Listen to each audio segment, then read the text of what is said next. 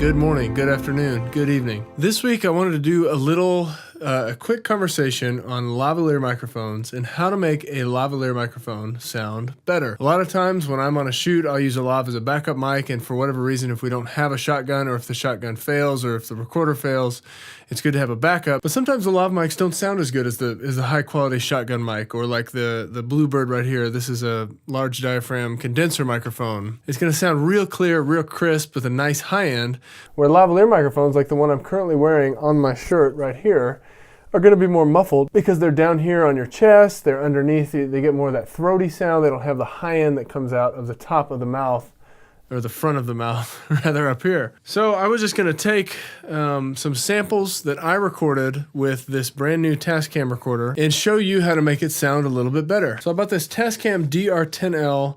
It's a little bitty recorder. In fact, it's clipped onto me right now. And I bought this because of its flexibility and its low profile. Like, this thing could go anywhere, and you can hide this on somebody, and it records for like 8 hours. It records in WAV files, but it comes with just this regular old lavalier microphone, and it doesn't seem like anything special. I've used a lot of lavs in my day, but I haven't really tested this one out, but I think it'd be a good test subject for this situation. Side note, I'm also using this brand new reflection filter that came in the mail, and I don't know, you tell me, does it sound better? Does it sound less reflections coming into this microphone? Is it better that my vocals are not being bounced back into the signal? I don't know. We'll have to find out when we listen to it. So, popping in here in Premiere Pro. So here is our signal. This green down here is the lavalier microphone. Memory card in there, assuming you have a good enough memory card in there. And this blue signal up here is going to be the Rode Stereo Mic X. So that's a great purchase, but what comes with it is this. Switch those up. Just regular old lavalier microphone. There's nothing special about it. Hey, I already said that.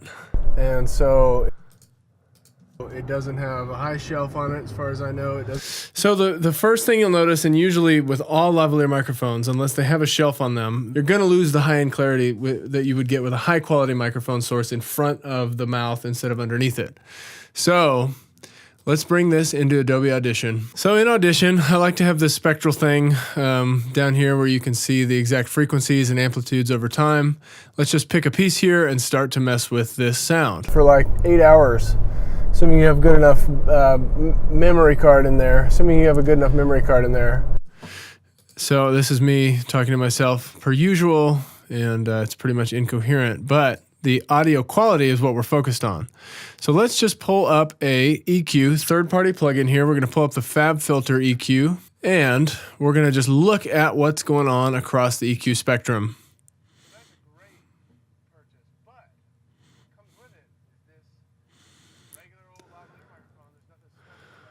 So you can just see right here on the waveform, first of all, we got crazy low-end stuff happening. We want to get rid of that. We also have real nasty muddiness between 300 and about, 2,000 hertz. That's the muddiness I was talking about. That's the issue with a lavalier microphone. You don't have high-end clarity.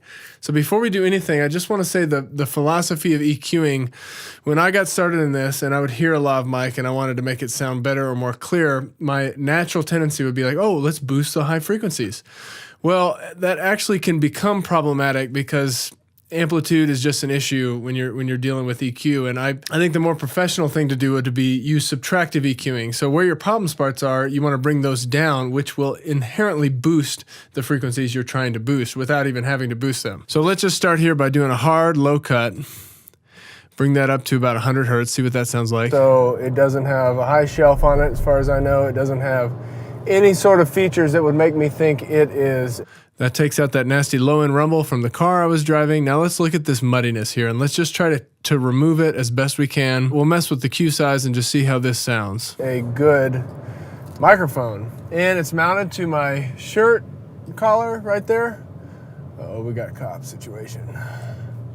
We had a cop situation, I guess. Purchase, but what comes with it is this just regular old lavalier microphone. So that right there already sounds better. What if we, though, did put a little bit of air on top of this thing up to like 3 decibels? What comes with it is this just regular old lavalier microphone. There's nothing special about it. And so it doesn't have a high shelf.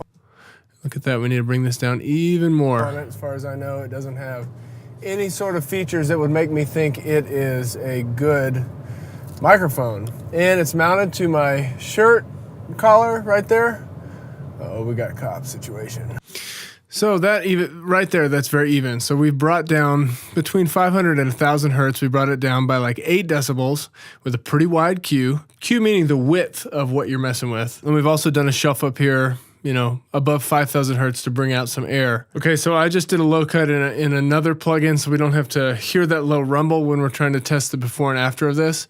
So if you just look at the frequency spectrum here, we've done a pretty hard cut around those kind of muddy frequencies and a gentle boost in the high end. So let's do a little before and after of the signal and see if it sounds a little more high quality. So that's a great purchase, but what comes with it is this just regular old lavalier microphone. There's nothing special about it. And so it doesn't have a high shelf on it, as far as I know. It doesn't have any sort of features that would make me think it is a good microphone. And it's mounted to my shirt collar right there. Oh, we got a cop situation. So the cop situation aside, it's as simple as that. If you want your lavalier microphones to sound just a little bit cleaner, a little bit more like a professional microphone, just cut out a lot of those mid frequencies, pull them down in your EQ, and you don't have to have a third-party EQ to do that. You can do it on the stock EQs in Logic or in Final Cut or in Premiere or Audition. So next week I'm going to be in Colorado with the family. I don't know if I'll be able to upload any sort of a meaningful vlog situation other than it would probably be like a home video. So I'm not sure what's going to happen there. I also don't know if I'm going to even have internet access. So might have a video next week, might not. Like always, if you've made it this far, you're a champion. I'm happy to know you. Hit like if you like it, subscribe if you'd like to, and leave a comment so we can talk. Again, I love to interact with keyboards. It's just my favorite thing to talk about this kind of stuff all the time on the internet. So I'll see you either next week or the next week.